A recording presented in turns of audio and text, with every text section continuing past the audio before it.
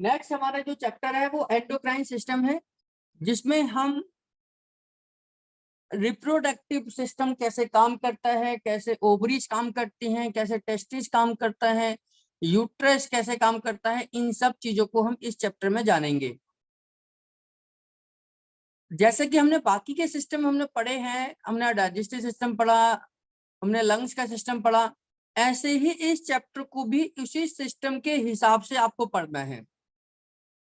यह भी एक हमारा शरीर को स्वस्थ रखने वाला, हमारा शरीर प्रॉपर तरीके से फंक्शन करे, हम 100% स्वस्थ रहें, इन सब चीजों को ही ध्यान में रखते हुए ये सिस्टम हमारा काम करता है। और उन सब चीजों को ही ध्यान में रखते हुए इस सिस्टम के बारे में हमें पढ़ना चाहिए। जैसे किडनी का काम है यूरिन को फिल्टर करना, कर बाहर निकालना, यानी कि ब्लड को फिल्ट्रेशन करना किडनी का काम है। आपके ऑक्सीजन को लेकर पूरी बॉडी में सर्कुलेट करना ये लंग्स का काम है।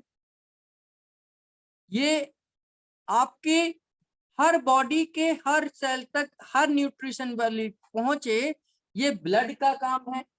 इसी प्रकार हमारे रिप्रोडक्टिव सिस्टम का काम मेल और फीमेल के जेनेटल ऑर्गन्स का डेवलपमेंट, मेल के अंदर टेस्टोस्टेरोन हार्मोन का बनना और वहां से स्पर्म का बनना, इसके बाद फीमेल के अंदर ओवरीज के अंदर से एग फॉर्मेशन होना और उसके बिहाफ पर इंटरकोर्स के बाद में मेल और फीमेल का मिलना और वहां से स्पर्म और ओवम का आपस में मिलना, एक नई संतति का जन्म होना, नए जीव का जन्म होना, नए बच्चे का जन्म होना, ये जानकारी आपको रिप्रोडक्टिव सिस्टम में दी जाती है ना। तो रिप्रोडक्टिव सिस्टम आपके नई संतति कैसे आगे बढ़ती है, जनरेशन टू जनरेशन कैसे आगे बढ़ती है, कैसे एक नए बच्चे का जन्म होता है, इन सब चीजों के बारे में हम इसमें पढ़ेंगे। मेल और फीमेल दोनों के सिस्टम की जानकारी हम इस चैप्टर में लेंगे। तो शुरुआत करते हैं रिप्रोडक्टिव सिस्टम की। रिप्रोडक्टिव सिस्टम प्रकृति या साइंस के हिसाब से इसमें दो चीजों का होना जरूरी है, मेल का और फीमेल का। यह अपने वंश को आगे बढ़ाने वाला सिस्टम है, इसके बिना दुनिया नहीं चल सकती। स्वाभाविक है कि आज हजारों साल हमारे इस पृथ्वी को हो गए और यह रिप्रोडक्टिव सिस्टम के कारण ही हमारी जनरेशन आगे बढ़ रही है। यह भी हमारे 11 सिस्टम में से अलग अलग सिस्टम जैसे काम करते हैं, उनमें से ही एक सिस्टम हमारा रिप्रोडक्टिव सिस्टम भी काम करता है। मेल और फीमेल के रिप्रोडक्टिव ऑर्गन्स, उनके फंक्शन और इनके स्ट्रक्चर दोनों ही अलग अलग होते हैं। मेल के और फीमेल के रिप्रोडक्टिव सिस्टम दोनों अलग अलग हैं।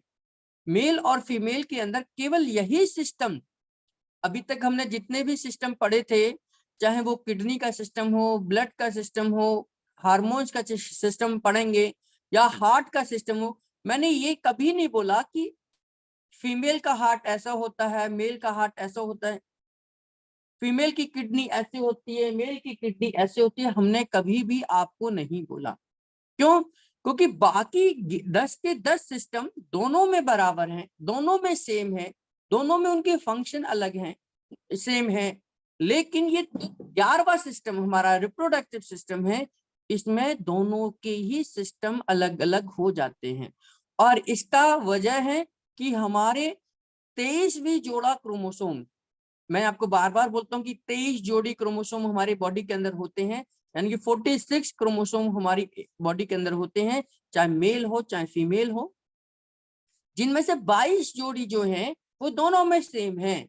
मेल में भी फीमेल में भी उनके दोनों के बाल एक जैसे होते हैं, आंख होती है, नाक होती है, मुंह होता है, होठ होते हैं, कान होते हैं, 2 हाथ होते हैं, 2 पैर होते हैं।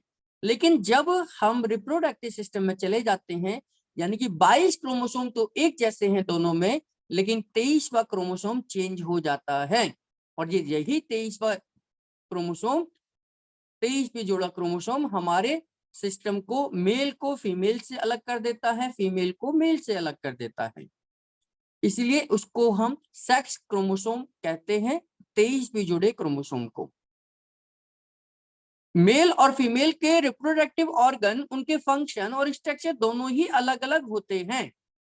मेल और फीमेल दोनों में विशेष प्रकार की सेल होती है जिन्हें जर्म सेल या गैमेट कहते हैं।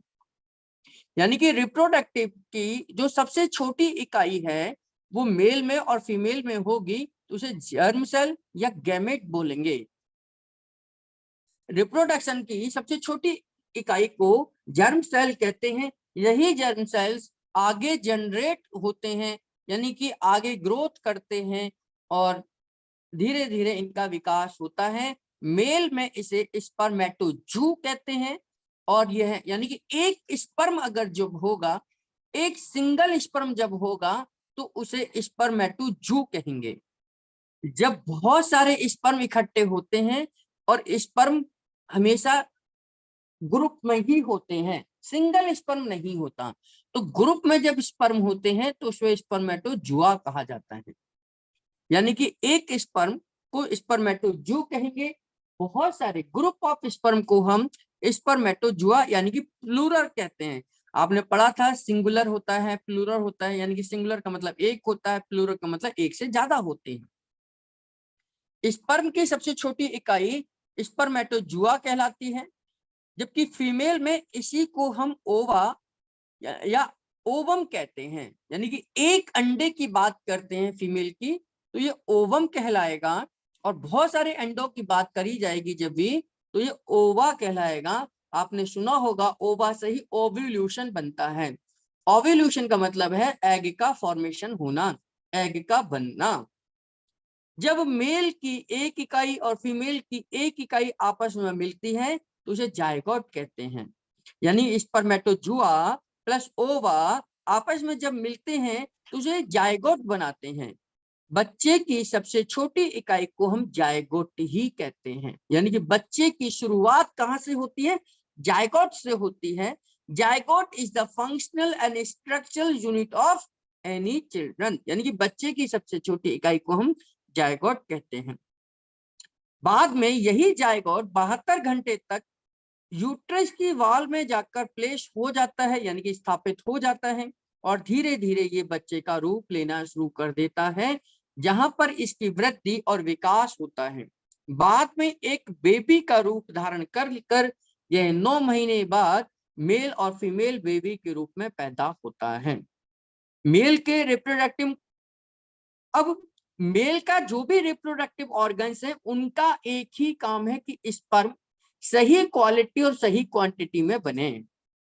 मेल के रिप्रोडक्टिव सिस्टम यानी कि मेल के रिप्रोडक्टिव ऑर्गन का काम है कि मेल के अंदर बनने वाला स्पर्म सही क्वालिटी और क्वांटिटी में बने, जबकि फीमेल के रिप्रोडक्टिव ऑर्गन का कार्य है कि वह ओवम को अच्छा बनाए, अच्छी क्वालिटी का बने, तंदुरुस्त बने, बिना किसी बीमारी का बने, बिना किसी डिफेक्ट के बने। यानी कि फीमेल के अंदर बनने वाला एग, अंडा प्रॉपर तरीके से स्वस्थ बने। तो अब हम धीरे धीरे कर एक एक सिस्टम को देखेंगे। पहले हम देखते हैं मेल के रिप्रोडक्टिव ऑर्गन्स को। मेल के रिप्रोडक्टिव ऑर्गन्स का मतलब है कि वह सिस्टम जहां पर मेल के रिप्रोडक्टिव ऑर्गन्स होंगे, और इनको हम 2 कैटेगरी में डिवाइड कर लेते हैं। आप देख रहे हैं वैसे तो आपके सभी के पास नोट्स होंगे, चाहे आपने ऑनलाइन एडमिशन लिया होगा तो ऑनलाइन होंगे, ऑफलाइन एडमिशन लिया होगा तो ऑफलाइन होंगे, है ना। आपके पास ये सारे नोट्स हैं। मेल के रिप्रोडक्टिव ऑर्गन्स जिन्हें हम जेनेटल ऑर्गन्स भी कहते हैं, यह नाभि के नीचे के एरिया में स्थापित होते हैं, ये ध्यान करना, ठीक। अब इनको हम 2 कैटेगरी में डिवाइड करेंगे। एक है एक्सटर्नल, जिनको फिजिकली हम महसूस कर सकते हैं, छू सकते हैं, एहसास कर सकते हैं, और इंटरनल जिनको हम फिजिकली टच नहीं कर सकते, महसूस नहीं कर सकते। ये हमारे कहीं ना कहीं इंटरनल सिस्टम में रहते हैं और अपना काम सुचारू रूप से करते रहते हैं। एक्सटर्नल में मेल में पेनिस और स्क्रोटम आ जाता है। स्क्रोटम यानी कि अंडकोश, जहां पर जहां पर टेस्टिस लटकते हैं, है ना, जिनमें टेस्टिस लटकते हैं। और इंटरनल में मेल के अंदर testis, epididymis, spermatic vas deferens या डिफरेंट डक्ट बोलते हैं इसको, दोनों में एक ही नाम है, वास्ट डिफरेंट या डिफरेंट डक्ट बोल सकते हैं। और seminal vesicles, ejaculatory duct, prostate gland, Cowper's gland, ये सब इंटरनल ग्लैंड्स हैं, ये शरीर के अंदर ही रहकर काम करती हैं, ये शरीर के अंदर ही रहकर सारे काम करते हैं। इनमें से अगर हम देखें तो इनमें पेनिस और प्रोस्टेट ग्लैंड एक एक होती है, जबकि बाकी के सब पेयर में होते हैं। यानी कि पेनिस और प्रोस्टेट ग्लैंड मेल के अंदर एक एक होती है और बाकी के सब पेयर में होते हैं। अब थोड़ा सा हम इसके स्ट्रक्चर को समझ लेते हैं। इसके स्ट्रक्चर को आपको डायग्राम दिखा देता हूं, इस डायग्राम के द्वारा आपको समझ आ जाएगा। देखिए, एक स्ट्रक्चर है the diagram of male reproductive organs. इसमें ये पेनिस का एरिया है, ये पेनिस है, ये यूरिथ्रा है जहां से यूरिन पास आउट होता है, ठीक है। ये यूरिन पास आउट कहाँ से होगा, तो ब्लैडर से होगा, ये ब्लैडर है। हमने किडनी के सिस्टम में पढ़ा था कि ये ब्लैडर यूरिन को इकट्ठा करता है और धीरे धीरे यूरिथ्रा के द्वारा यूरिन बाहर आ जाता है ना। इसमें आप देखेंगे तो नीचे के डायग्राम में ये टेस्टिस है, डायग्राम ऑफ टेस्टिस लिखा हुआ है आपके सामने, ठीक। डायग्राम ऑफ टेस्टिस लिखा हुआ है, ये टेस्टिस की शेप है। इसमें छोटे छोटे लोब्स बने हुए हैं, ये छोटे छोटे आप देखेंगे लोब्स बने हुए हैं, इनको लोब्यूल्स बोलते हैं। इन लोब्यूल्स के अंदर सेमिनिफेरल टिब्यूल्स होते हैं और इन्हीं के अंदर इंटरस्टिशियल सेल्स होती हैं। Interstitial cell, ICH, interstitial stimulating hormone, जिसके द्वारा ICS को स्टिमुलेट करती है, यानी कि इंटरस्टिशियल सेल को स्टिमुलेट करते हैं। इंटरस्टिशियल सेल को स्टिमुलेट करने वाले हार्मोन का नाम है इंटरस्टिशियल सेल स्टिमुलेटिंग हार्मोन। ये हार्मोन इन सेल को स्टिमुलेट करती हैं और यहां से स्पर्म बनते हैं। यानी कि इन लोब्यूल्स के अंदर ये पतली पतली से आप देख रहे हैं, इनके भी अंदर इंटरस्टिशियल सेल्स होंगी जहां पर स्पर्म बनेंगे। यह स्पर्म बनकर आप देख रहे हैं एक एक खाने में स्पर्म बनते हैं, एक एक रॉड के अंदर स्पर्म बनते हैं और ये सब इकट्ठे हो जाते हैं, जिसको हम बोलते हैं इपिडिडाइमस। यहाँ लिखा हुआ है इपिडिडाइमस। इपिडिडाइमस में सारे के सारे स्पर्म बनकर यहाँ पर पहुंच जाते हैं, यहाँ पर इकट्ठा होते हैं। इपिडिडाइमस का 3 भाग है, हेड, बॉडी, है ना। तो इसको यहाँ पर कुछ देर इपिडिडाइमस में, अभी हम इसके पूरा पढ़ेंगे। इपिडिडाइमस में कुछ देर तक स्पर्म यहाँ रुकते हैं, कुछ दिनों तक रुकते हैं और उसके बाद ये स्पर्मेटिक कोड के द्वारा, ये आप देखेंगे वास्ट डिफरेंट के द्वारा। अब ये यहाँ पर आ जाइए कि ये टेस्टिस है, आप ऊपर के वाले डायग्राम में देखेंगे तो ये टेस्टिस है। इस टेस्टिस से स्पर्म बने, ये स्क्रोटम लिखा हुआ है, टेस्टिस से स्पर्म बने और ये इस पाइपलाइन के द्वारा, ये पाइपलाइन आपको दिख रही है, ये पाइपलाइन के द्वारा, जिसे डिफरेंट डक्ट भी कहते हैं, डिफरेंट डक्ट या वास्ट डिफरेंट बोलते हैं, इस डक्ट के द्वारा ये सबसे पहले पहुंचती है सेमिनल वेसिकल्स के पास। सेमिनल वेसिकल्स के पास ये लिखा हुआ है सेमिनल वेसिकल्स, ये एक छोटी सी आप देख रहे हैं घुंडी नुमा है। सेमिनल वेसिकल्स के पास ये स्पर्म सबसे पहले पहुंचते हैं और सेमिनल वेसिकल्स के पास अब कुछ देर ठहरते हैं। यहाँ पर सेमिनल वेसिकल से एक फ्लूइड निकलता है और इस स्पर्म के साथ मिल जाता है। अब स्पर्म थोड़ा आगे बढ़ते हैं, ये पहुंचते हैं प्रोस्टेट ग्लैंड के पास। प्रोस्टेट ग्लैंड के पास में भी कुछ फ्लूइड होते हैं, वह स्पर्म के साथ मिक्स हो जाता है और यह स्पर्म अब सीमन कहलाते हैं। सीमन वेसिकल्स आपने देखा ना, सेमिनल वेसिकल्स से निकलकर ये प्रोस्टेट ग्लैंड के पास पहुंचते हैं और यहाँ से इजैकुलेटरी डक्ट, ये लिखा हुआ है इजैकुलेटरी डक्ट। इजैकुलेटरी डक्ट को अगर आप देखेंगे तो ये इजैकुलेटरी डक्ट है, यहाँ पर ये इकट्ठे रहते हैं, ये यहाँ पर स्पर्म इकट्ठे रहते हैं और जब कोई मेल और फीमेल आपस में इंटरकोर्स करते हैं तो एक हीट जनरेट होती है, गर्मी का एहसास होता है, बॉडी का टेम्परेचर बढ़ता है, और जैसे ही बॉडी का टेम्परेचर बढ़ता है, इज इजैकुलेटरी डक्ट का टेम्परेचर बढ़ते ही स्पर्म बाहर आ जाते हैं। जैसे ही इस बॉडी का टेम्परेचर बढ़ता है इंटरकोर्स के दौरान, तो तुरंत इजैकुलेटरी डक्ट को क्रॉस करते हुए स्पर्म धीरे धीरे आप यूरिथ्रा के द्वारा बाहर आ जाते हैं। हम इसको डिटेल में समझेंगे, तो आइए पहले एक एक पार्ट को समझ लेते हैं। ये मेल का मैंने रिप्रोडक्टिव सिस्टम आपको समझाया, तो वापस आ जाते हैं हम अपने उसी सिस्टम पर कि हम पहले एक्सटर्नल पार्ट्स के फंक्शन को समझ लेते हैं कि एक्सटर्नल पार्ट्स क्या क्या फंक्शन करता है। तो सबसे पहले हम पढ़ते हैं पेनिस के बारे में। यह एब्डोमिनल रूट से कंटिन्यूअस निकलता है। यह लगभग 3.5 सेंटीमीटर लॉन्ग पार्ट होता है। पेनिस की जो लंबाई है वो 3.5 सेंटीमीटर कम से कम होती है। इससे यूरिन और स्पर्म एक ही रास्ते से निकलते हैं, यानी कि पेनिस से ही स्पर्म भी निकलते हैं, यूरिन भी निकलते हैं, लेकिन दोनों एक साथ कभी नहीं निकलते हैं। यानी कि या तो यूरिन पास आउट करेगा मेल या स्पर्म को पास आउट करेगा, दोनों एक साथ कभी नहीं निकलेंगे यूरिन, लेकिन रास्ता एक ही है। इसका सबसे आगे वाला भाग जो एब्डोमिनल वॉल से जुड़ा होता है, यानी ये पेट, इसको कि ये पेट से जुड़ा होता है, पेट की दीवार से जुड़ा होता है ये हमारा पेनिस, तो एब्डोमिनल वॉल से जुड़ा होता है, उसे रूट कहते हैं। रूट का मतलब जड़ है, जड़ का मतलब कहां से पेनिस की शुरुआत है, यह रूट ऑफ पेनिस कहलाता है। इस पेनिस को 3 हिस्सों में डिवाइड करते हैं। पहला है रूट यानी कि उसकी जड़, फिर है बॉडी यानी कि उसका बीच का पार्ट, लास्ट है ग्लैंड पेनिस। ग्लैंड पेनिस का मतलब है एक उभरा हुआ भाग पेनिस के ऊपर होता है, यानी कि एक अलग से स्किन एक्स्ट्रा लगी होती है जहां से यूरिन पास आउट होगा या स्पर्म पास आउट होंगे। इसे ग्लैंड पेनिस कहते हैं। पेनिस के भीतर एक नली होती है जिसे यूरिथ्रा कहते हैं, जिससे यूरिन पास आउट होता है। यह ग्लैंड पेनिस तक जाती है, यानी कि ये यूरिथ्रा का पाइप लास्ट तक आता है जिससे यूरिन पास आउट हो। इससे यूरिन बाहर आ जाता है और इसी रास्ते से भी स्पर्म भी बाहर निकलते हैं। नेचुरल रूल के हिसाब से यूरिन और स्पर्म कभी एक साथ बाहर नहीं निकलते हैं। नेचुरल रूल तो ये कहता है कि कभी भी स्पर्म और यूरिन एक साथ बाहर नहीं आने चाहिए।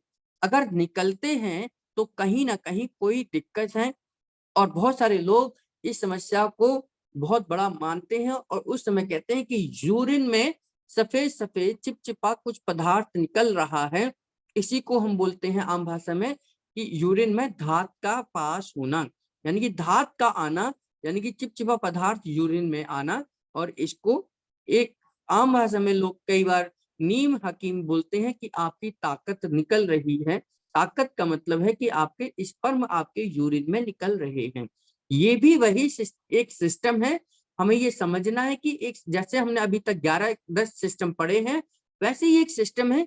ऐसा नहीं है कि केवल स्पर्म में ही ताकत होती है।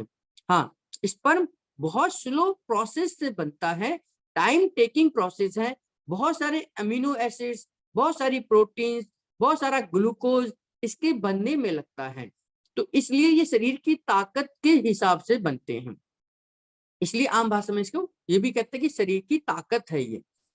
ठीक, स्क्रोटम जिसे अंडकोश कहते हैं, पेनिस के रूट के नीचे, आपने देखा होगा पेनिस के रूट के नीचे, पेनिस के नीचे नीचे लटकने वाली त्वचा की थैली को स्क्रोटम कहा जाता है। इसे आम भाषा में अंडकोश कहते हैं।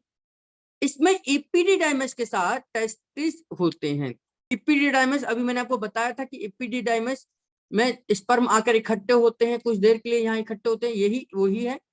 इसमें इपिडिडाइमस के साथ टेस्टिस जुड़े होते हैं जो कि राइट एंड लेफ्ट पेयर में होते हैं। एक लेफ्ट टेस्टिस होता है, एक राइट टेस्टिस होता है। दोनों के पास इपिडिडाइमस होंगे, दोनों के पास टेस्टिस हैं। प्रत्येक भाग में एक टेस्टिस, एक इपिडिडाइमस और एक स्पर्मेटिक कोड होता है। स्पर्मेटिक कोड वह है जहां से सारी चीजें एंटर और बाहर आती हैं, उस रास्ते का नाम स्पर्मेटिक कोड है। इपिडिडाइमस जहां पर स्पर्म इकट्ठे होते हैं बनने के बाद में, और टेस्टिस ये पूरा का पूरा हिस्सा है। टेस्टिस के अंदर स्पर्म बनते हैं।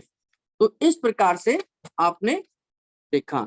अब स्पर्म के डायग्राम को थोड़ा सा समझ लीजिए। स्पर्म का डायग्राम आपके सामने है। स्पर्म का डायग्राम, एक स्पर्म अगर हमने देख रहे हैं तो ये स्पर्म ऐसा दिखेगा। ये एक स्पर्म की बात हो रही है। एक स्पर्म ऐसा होता है जैसे आपने तीर देखा होगा। तीर आगे से नुकीला होता है, फिर थोड़ा सा उसका बेस बनता है, फिर उसकी टेल बन जाती है, पूंछ बन जाती है। तो इसे हेड बोलते हैं, इसे बॉडी बोलते हैं, इसे टेल बोलते हैं। टेल मतलब पूंछ बोलते हैं। ये एंड ऑफ पीस है, यहाँ पर आकर ये खत्म हो जाता है। Head, body, tail end piece, यानी कि एंड पीस। यानी कि इस तरीके से ये तीन हिस्सों में डिवाइड होता है हमारा स्पर्म, हेड, बॉडी और टेल के रूप में। ये आप देख रहे हैं कि एक टेस्टिस को काटा गया है लॉन्गिट्यूडनल। लॉन्गिट्यूडनल का मतलब है कि सामने से किसी को काट कर रखना, किसी पार्ट को लॉन्गिट्यूडनल बोला जाता है। तो ये टेस्टिस का पार्ट है। यहाँ पर स्पर्म बनते हैं इन सभी लोब्यूल्स के अंदर। इनके अंदर छोटे छोटे कॉलम जो बने हुए हैं, यहाँ स्पर्म बनते हैं और हमारे एपिडिडाइमस में जाकर इकट्ठे हो जाते हैं। एपिडिडाइमस के अलग अलग तीन पार्ट है। हेड ऑफ एपिडिडाइमस इनको रिसीव करता है, बॉडी इनको न्यूरिशमेंट देता है और टेल इनको आगे भेज देता है। ये एपिडिडाइमस है। एपिडिडाइमस के बाद में ये डिफरेंट डक्ट, या जिसे वास्ट डिफरेंट बोलते थे, ये दोनों एक ही नाम में मैंने आपको बताया था। डिफरेंट डक्ट ये पाइप है, इस पाइपलाइन के द्वारा अब आगे हमारे टेस्टिस आगे बढ़ जाते हैं। तो ये अब आगे सेमिनल वेसिकल्स के पास में, प्रोस्टेट ग्लैंड के पास में इस तरीके से चले जाएंगे। आइए थ्योरी पार्ट पे समझ लेते हैं इसको। अब हम देखते हैं कि इंटरनल पार्ट पर टेस्टिस का क्या क्या काम है। यहां तक आपको कोई समस्या? अब हम इंटरनल पार्ट में चले जाते हैं। एक्सटर्नल मैंने आपको बताया था, पेनिस है, स्क्रोटम है, अंडकोश जिसके अंदर टेस्टिस लटके होते हैं, है ना। तो पेनिस और अंडकोश इस तरीके से दो चीजें हो जाती हैं जो एक्सटर्नल है, जिनको हम फिजिकली टच कर सकते हैं, महसूस कर सकते हैं, छू सकते हैं। टेस्टिस स्क्रोटम के दोनों ओर स्पर्मेटिक कोड के द्वारा लटके हुए अंडाकार वाले भाग को हम टेस्टिस कहते हैं। हर मेल के पेनिस के नीचे दो टेस्टिस लटकते हैं, ये होना चाहिए। मैंने बताया आपको कि इसको भी एक सिस्टम के रूप में ही हमें देखना चाहिए। इसके ऊपर इपिडिडाइमस होती है। इपिडिडाइमस क्या है? जहां पर स्पर्म हमारे इकट्ठे होंगे। हर टेस्टिस में 200 से 300 लोब्स होते हैं। लोब्स मतलब जो मैंने नली बताई थी आपको, पतली पतली सी बनी हुई थी, इनको लोब्स कहते हैं। हर लोब में एक से लेकर 4 सेमिनिफेरस ट्यूब्यूल्स होते हैं। सेमिनिफेरल ट्यूब्यूल का मतलब जो पतली पतली सी रेखाएं थी उनके अंदर। हर 3 से 4 सेमिनिफेरल ट्यूब्यूल्स होते हैं। स्पर्म बनने की क्रिया को हम स्पर्मेटोजेनेसिस कहते हैं। स्पर्म यहीं बनेंगे, अंदर बनेंगे, तो स्पर्म बनने की क्रिया को हम स्पर्मेटोजेनेसिस कहते हैं। स्पर्म टेस्टिस से निकलकर वास डिफरेंट या डिफरेंट डक्ट में पहुंचते हैं। मैंने बताया था कि दोनों एक ही पाइपलाइन है, वास डिफरेंट या डिफरेंट डक्ट एक ही है। वास डिफरेंट या डिफरेंट डक्ट में पहुंचते हैं। इससे पहले इपिडिडाइमस में ये स्पर्म इकट्ठे होते हैं और एक फ्लूइड में मिल जाते हैं। इस फ्लूइड में मिलने के बाद ये सीमन कहलाते हैं। अभी तक तो हम इसको स्पर्म ही कह रहे थे। अब स्पर्म जब फ्लूइड में मिलते हैं तो ये सीमन कहलाते हैं। अब स्पर्म की कोई भी जानकारी हमें चाहिए, इसकी क्वालिटी, क्वांटिटी, कैसे हैं, कितने हैं, तो हम लेबोरेटरी में सीमन एनालिसिस कराते हैं। इसको बोलते हैं सीमन एनालिसिस। इस टेस्ट को बोलेंगे सीमन एनालिसिस। तो लेबोरेटरी में हम अपने स्पर्म का, सीमन का एक सैंपल देते हैं और वह उसके बारे में जानकारी देते हैं कि ये आपके स्पर्म कैसे हैं, क्वालिटी के हिसाब से, क्वांटिटी के हिसाब से कैसे हैं, तो सीमन कहलाते हैं। यह सीमन वास्ट डिफरेंस से होते हुए, पाइप से होते हुए यूरिथ्रा से निकलकर स्पर्म का रूप ले लेते हैं। सेमनीफेरस ट्यूब्यूल के अंदर, सेमनीफेरल ट्यूब्यूल्स यानी कि जहां स्पर्म बनने की कहानी है, सेमनीफेरल ट्यूब्यूल के अंदर बहुत छोटी छोटी सेल्स होती हैं जिन्हें ICSH कहते हैं, इंटरस्टिशियल सेल स्टिमुलेटिंग हार्मोन, है ना, इंटरस्टिशियल सेल स्टिमुलेटिंग हार्मोन कहते हैं। ICSH interstitial cell stimulating hormone, जो कि स्पर्म या सीमेन का बनाने का काम करती हैं। 12 से लेकर 16 वर्ष की आयु में इन सेल से टेस्टोस्टेरोन बनना शुरू हो जाता है। किन कौन से सेल से? ICSH interstitial cell stimulating hormone से 12 से लेकर 14 साल की उम्र में टेस्टोस्टेरोन हार्मोन बनना शुरू हो जाता है, और इसी समय को हम मेल की युवा अवस्था की शुरुआत कहते हैं। टेस्टोस्टेरोन हार्मोन के द्वारा मेल में सेकेंडरी सेक्स कैरेक्टर जैसे दाढ़ी मूंछ का आना, आवाज का भारीपन होना, ये ऐसे सेकेंडरी सेक्स कैरेक्टर्स डेवलप होने लग जाते हैं। यानी कि 12 से लेकर 15 से 16 वर्ष की आयु में, 12 से लेकर 15 वर्ष की आयु में, 16 वर्ष की आयु में अब यहाँ पर सेकेंडरी सेक्स कैरेक्टर्स का डेवलपमेंट होना शुरू हो जाता है। प्रेगनेंसी के समय पर जब बच्चा माँ के पेट के अंदर होता है प्रेगनेंसी में, तो 8वें महीने तक टेस्टिस शिशु के पेट में ही रहते हैं। 8वें महीने तक टेस्टिस बच्चे के पेट में ही रहते हैं, लेकिन जैसे ही 9वां महीना लगता है, टेस्टिस धीरे धीरे सामान्यतः शरीर से बाहर आकर स्क्रोटम में आ जाते हैं। स्क्रोटम में टेस्टिस आना एक स्वाभाविक प्रक्रिया है और होना ही चाहिए। इसका कारण आइए देखते हैं कि टेस्टिस क्यों बाहर आ जाते हैं स्क्रोटम में। टेस्टिस शरीर से बाहर स्क्रोटम में ही रहने चाहिए, क्योंकि जब वह बड़ा होगा बच्चा, उस समय पर हेल्दी स्पर्म की उत्पत्ति के लिए कुछ बॉडी के तापमान से कुछ तापमान कम चाहिए। यानी कि हेल्दी स्पर्म की उत्पत्ति के लिए शरीर के तापमान से कुछ कम तापमान की जरूरत होती है। लगभग 2 डिग्री टेम्परेचर कम चाहिए स्पर्म को बनने के लिए। इसीलिए जब बॉडी का टेम्परेचर 37 डिग्री सेल्सियस है, तो इससे 2 डिग्री कम 35 डिग्री सेल्सियस पर ही स्पर्म बनेंगे, और इसी वजह से स्क्रोटम हमारे यानी कि टेस्टिस हमारे शरीर से बाहर रहते हैं। जिन बच्चों में अगर टेस्टिस बाहर ना हो, जिन बच्चों में ऐसा नहीं होता है, उसे अनडिसेंडिंग कंडीशन कहते हैं। यानी कि अब उसमें टेस्टिस बाहर की तरफ नहीं आए हैं। जब टेस्टिस बाहर की तरफ नहीं आते हैं, तो उसे अनडिसेंडिंग कंडीशन कहते हैं। अनडिसेंडिंग कंडीशन का मतलब है कि टेस्टिस ऊपर ही रह गए, जो कि एक बीमारी है।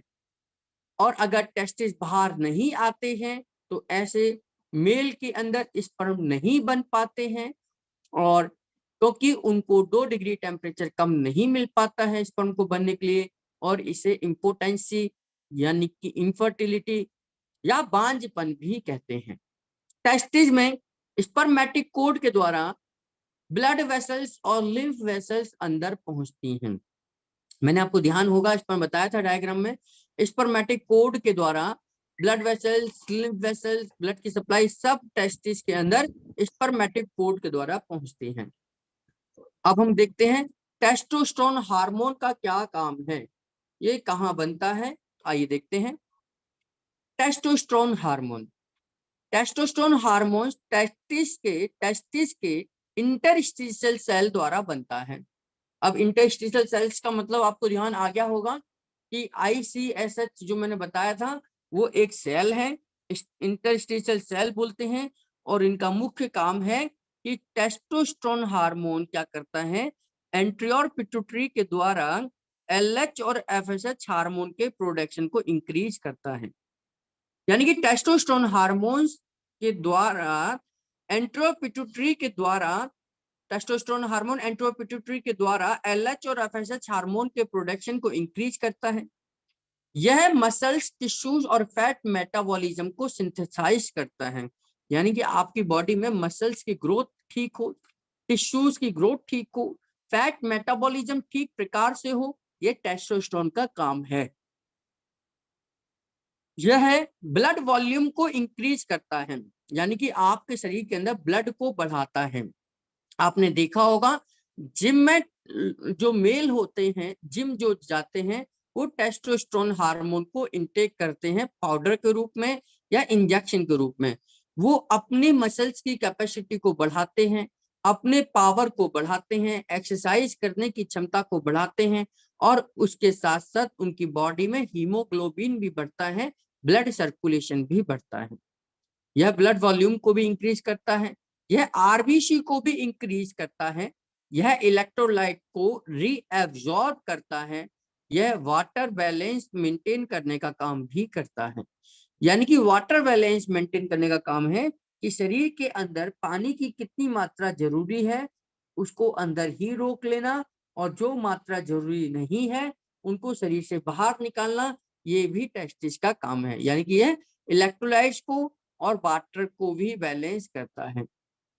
इपिडिडाइमस, इपिडिडाइमस आपको ध्यान होगा, मैंने बताया था कि यहाँ पर स्पर्म इकट्ठे होते हैं।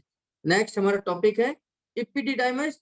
इपिडिडाइमस प्रत्येक टेस्टिस के पीछे उससे चिपकी हुई एक छोटी सी रचना होती है, इसे इपिडिडाइमस कहते हैं। इपिडिडाइमस टेस्टिस के ऊपर, जहां से टेस्टिस में स्पर्म बनते हैं और उनके ऊपर की रचना को इपिडिडाइमस कहते हैं, और यही ट्यूब आगे जाकर वास डिफरेंट या डिफरेंट डक्ट में मिल जाती है, और इसके 3 भाग होते हैं। किसके 3 भाग होते हैं?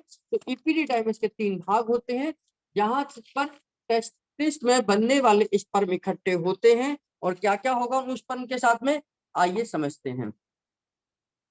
इसके 3 भाग होते हैं, head, body and tail. Head, body and tail, ये स्पर्मेटिक कोड के 3 भाग हैं। स्पर्म को हेड रिसीव करता है, यानी कि स्पर्म को हेड रिसीव करता है, बॉडी उसको स्टोर करती है, और टेल उनको न्यूरिशमेंट प्रदान करता है। यानी कि बॉडी के अंदर स्टोर होते हैं, हेड उसको रिसीव करता है, लेकर आता है, और टेल उनको पोषण देने का काम करती है। इस तरीके से इपिडिडाइमस में स्पर्म मैच्योर होते हैं, पैदा तो वहां हो जाते हैं, पैदा तो टेस्टिस के अंदर हो जाते हैं, इंटरस्टिशियल सेल्स उनको बनाने का काम करती है, लेकिन वो तैयार हो एग को फर्टिलाइज करने के लिए, वो मैच्योर हो, ये हमारे एपिडिडाइमस में होते हैं। इपिडिडाइमस में स्पर्म स्विमिंग करना सीखते हैं कि कैसे किसी तरल पदार्थ में उनको आगे बढ़ा जाता है। इस प्रकार वे ओवम को फर्टिलाइज करने में सक्षम बन पाते हैं। अगर क्योंकि जब इंटरकोर्स होगा, पेनिस वेजाइना में एंटर करेगा, वहां पर स्पर्म छोड़े जाएंगे, और स्पर्म फीमेल की वेजाइना के फ्लूइड में तैरते हैं, वहां से आगे बढ़ते हैं, फैलोपियन ट्यूब में पहुंचते हैं, और फैलोपियन ट्यूब में जाकर वो एग को फर्टिलाइज कर पाते हैं। तो इतनी उनको लंबी कहानी आगे यात्रा करनी होती है, इसलिए इनके ट्रेनिंग स्पर्मेटिक कोड के अंदर ही, मतलब इसके अंदर इपिडिडाइमस के अंदर होती है। ठीक है, आपको इपिडिडाइमस का मतलब समझ आ गया होगा। इपिडाइमस का हेड उसे रिसीव करता है, बॉडी के अंदर स्टोर रहते हैं, टेल इनका पोषण देती है, और इसी के अंदर स्पर्म तैरना सीखते हैं कि आगे वो जब वजाइना के अंदर जाएंगे तो वहां के फ्लूइड के अंदर कैसे उनको रिएक्ट करना है, क्योंकि आगे जाकर फैलोपियन ट्यूब के अंदर ही एग फर्टिलाइज होगा, नहीं तो वहां आगे यूट्रस में फर्टिलाइज कभी भी नहीं होगा। अगला है स्पर्मेटिक कोड। स्पर्मेटिक कोड यानी कि जिससे आपके tissues, vessels, blood vessels, lymph vessels अंदर और बाहर जाते हैं, यानी कि टेस्टिस को सारी की सारी सप्लाई यहां से जाती है। स्क्रोटम में दोनों ओर एक के स्पर्मेटिक कोड द्वारा एक एक टेस्टिस लटके हुए होता है, और प्रत्येक स्पर्मेटिक कोड के अंदर nerve fibre, connected tissues, smooth muscles, blood vessels और लिम्फ वेसल्स और नर्व की सप्लाई होती है। यह एक सबसे छोटी उंगली के बराबर की मोटाई होती है। आपके सभी के सबसे छोटी उंगली जितनी हाइट है, जितनी मोटाई है, उसको अगर आप देखेंगे तो ये हमारे स्पर्मेटिक कोड के बारे में जानकारी दे सकती है कि इतनी चौड़ी हमारी स्पर्मेटिक कोड होती है, जिसके माध्यम से, जिसके अंदर fibre tissues, connected tissues, smooth muscles, blood vessels, lymph vessels, nerve supply सब स्पर्मेटिक कोड के द्वारा टेस्टिस को पहुंचते हैं। इसी के पास में अगर हर्निया हो जाता है, यानी कि इसी के पार्ट में कोई फूला फूला सा फूल जाती है मसल, कोई गुब्बारे की तरह निकल आती है, छोटे से गुब्बारे की तरह निकलती है, इसी समस्या को हम इगुनल हर्निया कहते हैं। इगुनल हर्निया क्योंकि ये इगुनल कैनाल के पास होता है, इसीलिए इसे इगुनल हर्निया के नाम से हम जानते हैं। इगुनल हर्निया मतलब इगुनल एरिया में होने वाले हर्निया को हम इगुनल हर्निया कहते हैं। अब टेस्ट एपिडिडाइमस में स्पर्म जो है वो मैच्योर हो गए, बड़े हो गए, तैयार हो गए। अब वो एग को फर्टिलाइज करने के लिए तैयार है। तो अब क्या होगा कि ये वास्ट डिफरेंट या डिफरेंट डक्ट नली के द्वारा अब ये आगे की यात्रा करते हैं। प्रत्येक एपिडिडाइमस यानी कि प्रत्येक एपिडिडाइमस के निचले सिरे पर उससे निकलती हुई 30 से 40 सेंटीमीटर एक नली होती है, जिसे डिफरेंट डक्ट या वास्ट डिफरेंट कहते हैं। डिफरेंट डक्ट के द्वारा टेस्टिस में बनने वाला स्पर्म और फ्लूइड यूरेथ्रा में पहुंच जाता है। ऊपर पहुंचकर ये प्रोस्टेट ग्लैंड के साथ एवं सेमिनल वेसिकल्स के साथ की नली से जुड़कर प्रोस्टेट ग्लैंड की नली और इजैकुलेटरी डक्ट और सेमिनल वेसिकल्स के साथ जुड़ जाता है और बाद में इजैकुलेटरी डक्ट बन जाता है। ये इजैकुलेटरी डक्ट में पहुंच जाते हैं। अब इंटरकोर्स होता है। इंटरकोर्स के दौरान इजैकुलेटरी डक्ट के द्वारा एक हीट प्रोड्यूस होती है। जब इंटरकोर्स होता है मेल और फीमेल के अंदर, तो बॉडी के अंदर एक हीट जनरेट होती है और उस प्रोड्यूस होने पर वहां से स्पर्म बाहर आ जाते हैं। क्यों? क्योंकि आपको ये जानकारी होगी कि स्पर्म हमारे लो टेम्परेचर में बनते हैं, लो डिग्री टेम्परेचर में बनते हैं। तो जब वहां पर टेम्परेचर बढ़ता है तो स्पर्म बेचैन हो जाते हैं। क्यों? क्योंकि टेम्परेचर यानी कि 37 डिग्री सेल्सियस तो बॉडी का था, लेकिन इंटरकोर्स के दौरान ये टेम्परेचर लगभग 2 डिग्री और बढ़ जाता है, यानी कि 39 डिग्री के करीब में चला जाता है। और उस समय पर जो स्पर्म वो बेचैन हो जाते हैं, क्योंकि वह 2 डिग्री कम में बनते हैं और बेचैन होने के लिए उनके पास जो रास्ता नजर आता है वो उस डायरेक्शन में भागते हैं। तो वही डायरेक्शन उनकी हमारे यूरेथ्रा के पास होती है, यानी कि हीट प्रोड्यूस होती है जिससे स्पर्म बाहर आ जाते हैं। परिवार नियोजन में मेल के अंदर क्या करते हैं कि ये जो वास्ट डिफरेंट या डिफरेंट डक्ट दोनों टेस्टिस से जो आई हैं, वास्ट डिफरेंट के को बीच में से काट कर उनके दोनों सिरों को आपस में बांध दिया जाता है, जिससे स्पर्म वास्ट डिफरेंस से निकलकर सेमिनल वेसिकल्स तक नहीं पहुंच पाते हैं। तो सेमिनल वेसिकल्स तक पहुंचने से पहले ही उस पाइपों को काट कर दोनों को आपस में जोड़ दिया जाता है और ये स्पर्म अब हमारे सेमिनल वेसिकल्स में नहीं पहुंच पाते हैं और यूरिथ्रा यानी कि ओपनिंग ऑफ यूरिथ्रा के द्वारा बाहर नहीं निकल पाते हैं। और ऑपरेशन के बाद जब इंटरकोर्स कोई व्यक्ति करता है तो उसमें फ्लूइड तो निकलता है, सीमेन तो निकलता है, इजैकुलेट होगा, लेकिन उसमें स्पर्म नहीं होते हैं। केवल सेमिनल वेसिकल्स, प्रोस्टेट ग्लैंड और कॉपर्स ग्लैंड से बनने वाले फ्लूइड ही होते हैं, जिससे प्रेगनेंसी कभी भी नहीं हो सकती। यानी कि स्पर्म को बाहर निकलने ही नहीं दिया जाता। अब स्पर्म बनते हैं, वहीं पर डिस्ट्रॉय हो जाते हैं, वहीं पर बनते हैं, वहीं पर डिस्ट्रॉय हो जाते हैं। अब स्पर्म बाहर नहीं आ पाते हैं और इस वजह से प्रेगनेंसी नहीं ठहरती है। सेमिनल वेसिकल जहां पर वास्ट डिफरेंट या डिफरेंट डक्ट से स्पर्म सबसे पहले पहुंचते हैं, तो कहां पहुंचते हैं? सेमिनल वेसिकल्स में पहुंचते हैं। सेमिनल वेसिकल्स में सबसे पहले स्पर्म पहुंचते हैं।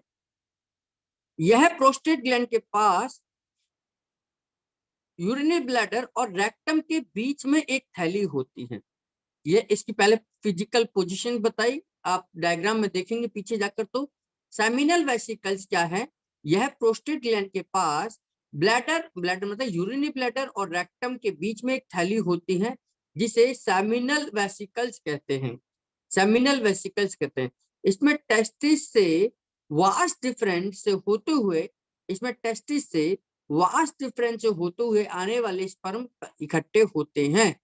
सेमिनल वेसिकल्स में भी एक चिपचिपा पदार्थ यानी कि सेमिनल फ्लूइड होता है, जो स्पर्म को जीवित एवं गतिशील बनाने में सहायक होता है।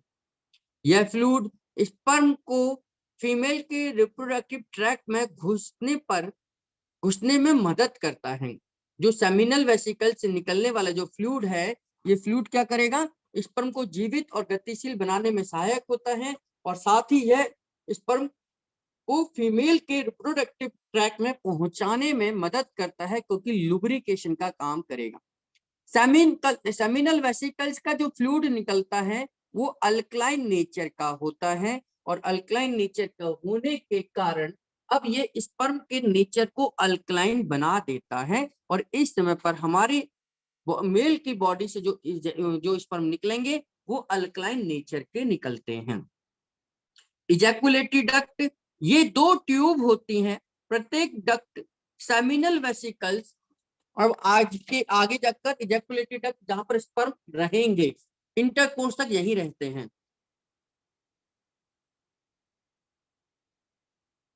अब वास डिफरेंस से मिलकर बनती है, जिसको हम इजैकुलेटरी डक्ट कहते हैं। यह प्रोस्टेट ग्लैंड से गुजरती है और यूरिथ्रा में खुलती है। यूरिथ्रा यानी कि यूरिनरी पाइप से होकर स्पर्म सेमिनल फ्लूइड में यूरिथ्रा में पहुंचते हैं। प्रोस्टेट ग्लैंड यह पेल्विक कैविटी में होता है तथा रेक्टम के सामने, और प्यूबिक सिम्फाइसिस जहां पर हम कुंडली का पॉइंट देते हैं उस पॉइंट की बात कर रहे हैं। ये प्रोस्टेट ग्लैंड की क्या खासियत है, क्यों इसे ऑपरेशन करा देते हैं, देखिए यह पेल्विक कैविटी में तथा रेक्टम के सामने और प्यूबिक सिम्फाइसिस के पीछे और यूरिथ्रा के रूट वाले भाग को चारों ओर से घेरने वाली एक स्ट्रॉन्ग ग्लैंड होती है। इसका एक बेस और एक अपेक्स होता है, एक नीचे की तरफ, एक ऊपर के भाग को हम अपेक्स बोलते हैं, नीचे के भाग को बेस बोलते हैं। बेस ऊपर की ओर होता है, यानी कि बेस इसका ऊपर होगा, और अपेक्स क्या है, नीचे की तरफ होता है, यानी कि ऊपर से चौड़ी नीचे से पतली ये ग्लैंड होती है। यह प्रोस्टेट ग्लैंड से, यानी कि इसका फंक्शन क्या है, प्रोस्टेट ग्लैंड से पतला चिपचिपा एवं चिकना फ्लूइड निकलता है, जो सीमेन का 30% भाग होता है। यानी कि जब इंटरकोर्स होता है, इजैकुलेशन होता है, उस समय पर टोटल जो सीमेन निकलता है उसका 30% भाग प्रोस्टेट से निकलने वाले फ्लूइड का होता है, और यह फ्लूइड दूधिया कलर का होता है। इसलिए अब स्पर्म को ये दूधिया बना देते हैं, और इसका नेचर अल्कलाइन होता है। इसका नेचर भी अल्कलाइन होता है और दूधिया कलर होता है। इसलिए जो स्पर्म पास आउट होते हैं, स्पर्म को अगर देखा जाए तो वो हल्के मिल्की कलर के होते हैं, जिसमें 30% भाग प्रोस्टेट ग्लैंड का होगा। कॉपर्स ग्लैंड्स, अब 40-45 साल के बाद अगर प्रोस्टेट इनलार्ज हो जाती है तो उस समय डॉक्टर सलाह देते हैं कि अब आप इसका ऑपरेशन करा लीजिए, प्रोस्टेट का ऑपरेट कर दीजिए, बाहर निकाल दीजिए, ताकि आपको यूरिन की समस्या ना आए। क्योंकि जब भी प्रोस्टेट बढ़ता है तो आपका यूरिनरी ब्लैडर, क्योंकि इसके ठीक ऊपर है, वो सप्रेस होता है और आपको यूरिन से रिलेटेड समस्या आ जाती है। क्योंकि हर मेल 40 से 45 या 50 साल तक जो भी उसको बच्चे हैं चाहिए या फैमिली प्लानिंग है वो कर चुका होता है, तो उस समय तक उसके बाद में इसका कोई रोल नहीं रहता। हालांकि स्पर्म तो उस समय भी बनते हैं मेल के अंदर। कहते हैं कि मेल जन्म जब तक नहीं मरता है तब तक उसके स्पर्म बनते हैं, उनके अंदर बनते रहते हैं। यानी कि अगर 90 साल का आदमी भी, आजकल न्यूज में देखते होंगे आप कि शादी करता है, इंटरकोर्स करता है, तो 90 साल का आदमी भी बाप बन सकता है, क्योंकि उनके अंदर स्पर्म ता उम्र बनते रहते हैं। लेकिन प्रोस्टेट ग्लैंड क्या है, इनलार्ज हो जाती है, और उस समय पर ये हमारे यूरिनरी ब्लैडर को सप्रेस करती है, दबाती है, जिससे यूरिन की समस्या आती है। और यूरिन की समस्या आने पर डॉक्टर कहते हैं कि प्रोस्टेट ग्लैंड को ऑपरेट कर लीजिए, आपकी पूरी फैमिली प्लानिंग हो चुकी है। और इसके प्रोस्टेट ग्लैंड से निकलने वाले फ्लूइड को भी अल्कलाइन होता है, और जो कि स्पर्म को अल्कलाइन बना देता है। कॉपर्स ग्लैंड, ये 2 पीले रंग के मटर के दाने के बराबर के आकार की 2 छोटी छोटी ग्लैंड्स होती हैं। यूरेथ्रा के पोस्टीरियर पार्ट, यूरेथ्रा यानी कि यूरिनरी वाला पाइप, उसके पीछे के पास होती हैं, पीछे के साइड होती हैं। इनके डक्ट यूरेथ्रा में खुलती हैं, यानी कि उस पाइप में खुलती हैं। इससे एक अल्कलाइन म्यूकस निकलता है जो यूरिथ्रा की एसिडिटी से स्पर्म की रक्षा करता है। जो फ्लूइड निकलता है वो कॉपर्स ग्लैंड ही बनाता है और यह हमेशा इंटरकोर्स से पहले निकलेगा। इसका मतलब है कि देखिए जो हमारे पास, जो मेल के पास एक ही रास्ता है मेल उसको स्पर्म को पास करने का और यूरिन को पास करने का। यूरिन का नेचर देखा जाए तो एसिडिक नेचर यूरिन का होता है और जबकि स्पर्म का नेचर अल्कलाइन होता है। अब किसी ने यूरिन पास किया तो वो जो पूरा का पूरा रास्ता है जो कि यूरिनरी ट्रैक है वो क्या है, सारा का सारा एसिडिक नेचर का हो जाता है। अगर अब स्पर्म डायरेक्ट यहां से निकलेंगे तो एसिड रास्ता है, अल्कलाइन स्पर्म है, तो दोनों ही आपस में मिलेंगे और स्पर्म हमारे डेड हो जाएंगे, न्यूट्रलाइज हो जाएंगे, खत्म हो जाएंगे। तो जो उनका फंक्शन है वो आगे नहीं होगा। इसलिए जब भी कोई व्यक्ति इंटरकोर्स करता है या सोचता है या मन में ऐसे ख्याल आते हैं तो सबसे पहले बॉडी ये समझती है कि अगर कोई मूवी भी देखता है या ख्याल भी आते हैं, इमोशनल उस तरीके के होते हैं, तो सबसे पहले मेल के अंदर से एक चिपचिपा पदार्थ निकलता है। वो ये मानते हैं कि अब इंटरकोर्स होगा, यानी कि अब स्पर्म बाहर निकलेंगे। तो वह उन कॉपर्स ग्लैंड का काम है कि उस यूरिथ्रा की सफाई करना ताकि स्पर्म को निकलने में कोई दिक्कत ना हो। तो कॉपर्स ग्लैंड से, ये दो ग्लैंड है, इनसे एक फ्लूइड निकलता है जो यूरिथ्रा की एसिडिटी को शांत करता है, यूरिथ्रा को यानी कि उस पाइपलाइन को साफ करता है ताकि स्पर्म आराम से निकले और वह अपना फंक्शन कर पाए। तो पहले इंटरकोर्स से पहले सबसे पहले एक चिपचिपा पदार्थ निकलता है, तो वह हमारे कॉपर्स ग्लैंड के माध्यम से ही निकलता है ताकि स्पर्म की क्वालिटी और क्वांटिटी सही हो सके, यहाँ पर काम कर सके। यहां तक आपको कोई समझ? अब हम स्पर्म के बारे में थोड़ा जान लेते हैं। मेल रिप्रोडक्टिव ऑर्गन के फंक्शन और स्ट्रक्चर फीमेल के रिप्रोडक्टिव ऑर्गन से अलग होते हैं। ये तो आपको जानकारी हो ही गई कि मेल के और फीमेल के रिप्रोडक्टिव ऑर्गन दोनों के अलग अलग होते हैं। दोनों में विशेष प्रकार की सेल होती हैं जिन्हें जर्म सेल्स कहते हैं। हमारे रिप्रोडक्शन की सबसे छोटी इकाई जर्म सेल्स होती है, जैसे नर्वस सिस्टम की न्यूरॉन हो गई, किडनी की नेफ्रॉन हो गई, है ना, उस लंग्स की हमारे एल्बुलाई हो गई। उसी प्रकार रिप्रोडक्टिव सिस्टम की सबसे छोटी इकाई जर्म सेल्स होते हैं। मेल में इसे स्पर्मेटोजू या स्पर्मेटोजुआ कहते हैं। मैंने बताया था भी, अगर एक स्पर्म की बात हो रही है तो ये स्पर्मेटोजू होगा, बहुत सारे स्पर्म की बात हो रही है तो स्पर्मेटोजुआ होगा। मेल के रिप्रोडक्टिव ऑर्गन का कार्य स्पर्म को बनाना है। मेल के रिप्रोडक्टिव ऑर्गन्स का कार्य स्पर्म को बनाना है ना, और स्पर्म के बनने की प्रक्रिया को हम स्पर्मेटोजेनेसिस कहते हैं। मेल के रिप्रोडक्टिव ऑर्गन में टेस्टिस में सेमनीफेरल ट्यूब्यूल के अंदर इंटरस्टिशियल सेल्स होती हैं जो कि स्पर्म या सीमेन का निर्माण करती हैं। मेल में जन्म से लेकर मृत्यु तक स्पर्म बनते रहते हैं। मेल के अंदर जन्म से लेकर मृत्यु तक स्पर्म बनते रहते हैं। एक बार में इंटरकोर्स करने पर 40 से 50 करोड़ स्पर्म इजैकुलेट होते हैं। यानी कि एक बार मेल अगर इंटरकोर्स करता है तो एक बार के इजैकुलेशन में 40 से 50 करोड़ स्पर्म इजैकुलेट होते हैं। और ये माना जाता है कि ये लगभग 3 से 4 ml के करीब में होते हैं। मतलब इसकी क्वांटिटी क्या होगी, 3 से 4 ml के करीब में स्पर्म पास आउट होते हैं। 1 ml में जो स्पर्म है वो लगभग 10 करोड़ के करीब पाए जाते हैं।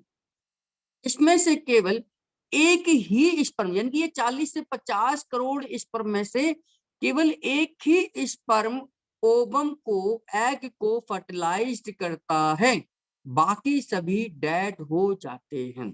यानी कि इन 40-50 करोड़ में से केवल एक स्पर्म का नंबर आता है जो एग को फर्टिलाइज करेगा, बाकी के सभी डेड हो जाते हैं। स्पर्म की स्पीड पर भी डिपेंड करता है कि वो ओवम को फर्टिलाइज करेगा या नहीं करेगा। स्पीड का मतलब है कि मैंने बताया था कि इपिडिडाइमस में स्पर्म तैरना सीखते हैं ताकि वह वेजाइना के अंदर तैर सकें, आगे जा सकें। तो अगर स्पर्म की स्पीड अच्छी होगी तभी जाकर वो फैलोपियन ट्यूब में जाकर एग को फर्टिलाइज कर पाएंगे, नहीं तो एग फर्टिलाइज नहीं होगा। तो स्पीड अच्छी होनी चाहिए, यानी क्वालिटी अच्छी होनी चाहिए। अगर स्पर्म की क्वालिटी अच्छी नहीं है तो एग फर्टिलाइज नहीं होगा, फर्टिलाइज नहीं करेगा। कई बार ऐसा होता है कि स्पर्म की काउंटिंग तो ठीक है, यानी कि क्वांटिटी तो ठीक है कि 40 करोड़ 50 करोड़ स्पर्म बन रहे हैं, फिर भी ओवम फर्टिलाइज नहीं हो पाता है, क्योंकि कई बार स्पर्म की स्पीड यानी कि क्वालिटी अच्छी नहीं होती है, वो ओवम को फर्टिलाइज नहीं कर पाते हैं। यानी कि जनसंख्या तो बहुत है लेकिन सारे के सारे डिफेक्टिव हैं, तो वो जनसंख्या का करेंगे क्या? अगर लोगों की संख्या तो बहुत है काम करने वालों की, लेकिन क्वालिटी नहीं है उनके अंदर, तो वो काम कैसे करेंगे किसी को? तो इसलिए क्वालिटी और क्वांटिटी दोनों होगी तभी वो एग को फर्टिलाइज कर पाएंगे। इंटरकोर्स के बाद स्पर्म कुछ देर से लेकर कुछ मिनटों तक या कुछ 24 घंटे तक जीवित रहते हैं। यानी कि जैसे स्पर्म एंटर करते हैं वेजाइना में, उसके बाद वो 24 घंटे का समय उनके पास होता है कि वो एग को फर्टिलाइज कर दें। अगर 24 घंटे में उन्होंने एग को फर्टिलाइज नहीं करा तो स्पर्म धीरे धीरे डेड होना शुरू हो जाते हैं, यानी कि अपने आप मरना शुरू हो जाते हैं। यदि 1 ml में हम ये मान के चलते हैं, ऊपर मैंने आपको बताया कि 1 ml स्पर्म में लगभग 10 करोड़ स्पर्म होते हैं, लेकिन अगर ये 10 करोड़ में से 6 करोड़ ही स्पर्म हो तो उसको हम कहते हैं ओलिगोस्पर्मिया, यानी कि लैक ऑफ स्पर्म, यानी कि ओलिगोस्पर्मिया, यानी कि आप उस व्यक्ति के अंदर स्पर्म के क्वालिटी जो क्वांटिटी है यानी कि जो संख्या है वो प्रॉपर नहीं है और वो एग को फर्टिलाइज नहीं कर पाएंगे, वो स्पर्म एग को फर्टिलाइज नहीं कर पाएंगे। इस कंडीशन को हम कहते हैं ओलिगोस्पर्मिया के पेशेंट में इंटरकोर्स करने की क्षमता तो होती है परंतु संतान उत्पत्ति नहीं हो सकती, क्योंकि उनकी जो स्पर्म है वो क्वांटिटी नहीं है, यानी कि 6 करोड़ नहीं है 1 ml में, जबकि 1 ml में कितने 10 करोड़ स्पर्म की आवश्यकता होती है। क्लास सारी हो गई, प्रैक्टिस हो गई। ओलिगोस्पर्मिया के पेशेंट में इंटरकोर्स करने की क्षमता तो होती है लेकिन वह संतान उत्पत्ति नहीं कर सकते, क्योंकि कम से कम 1 ml में 10 करोड़ के करीब स्पर्म की आवश्यकता है, जो कि उनके अंदर 6 करोड़ है।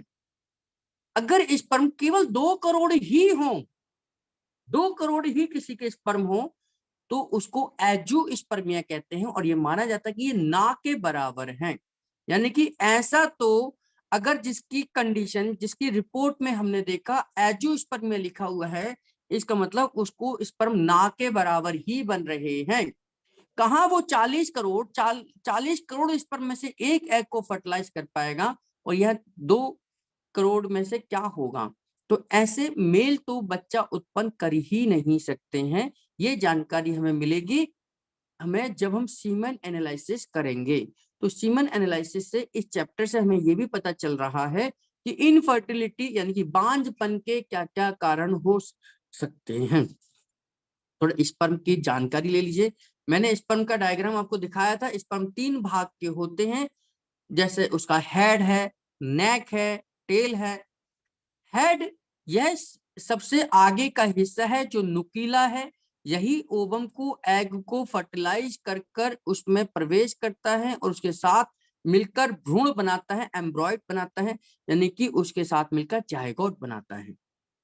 नेक जो है, जो स्पर्म की नेक है, इसका काम सिर्फ नुकीले हिस्से को डायरेक्शन देना है कि उसे आगे बढ़ना है, तिरछा जाना है, राइट जाना है, लेफ्ट जाना है, एग कहां पर है, ये बताने की जिम्मेदारी नेक की है।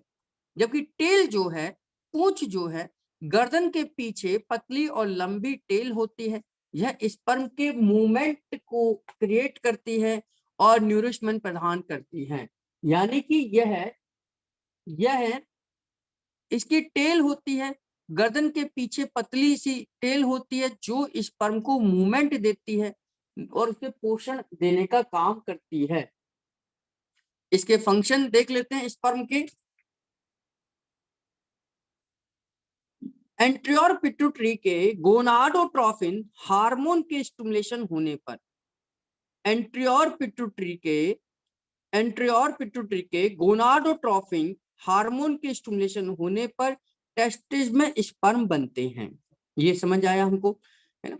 यह स्पर्म टेस्टिस के द्वारा उत्पन्न सेमिनल फ्लूइड में होते हैं, जो टेस्टिस से निकलकर एपिडिडाइमस में पहुंचते हैं। वहां से डिफरेंट डक्ट या वास डिफरेंट डक्ट से होते हुए सेमिनल वेसिकल्स में पहुंच जाते हैं। और इस सारे प्रोसेस में 15 दिन का समय लगता है, यानी कि स्पर्म 15 दिन में बनते हैं। स्पर्म को बनने में 15 दिन का समय चाहिए होता है, 15 दिन का समय लगता है। सेमिनल वेसिकल्स फ्लूइड में स्पर्म को प्रोटेक्शन और नूरिशमेंट प्रदान होते हैं। सेमिनल वेसिकल्स में कुछ फ्लूइड मिलते हैं इसके साथ आकर, कुछ इसे प्रोटेक्शन होती है और कुछ इसका पोषण मिलता है। इजैकुलेशन से पहले सेमिनल फ्लूइड सेमिनल वेसिकल्स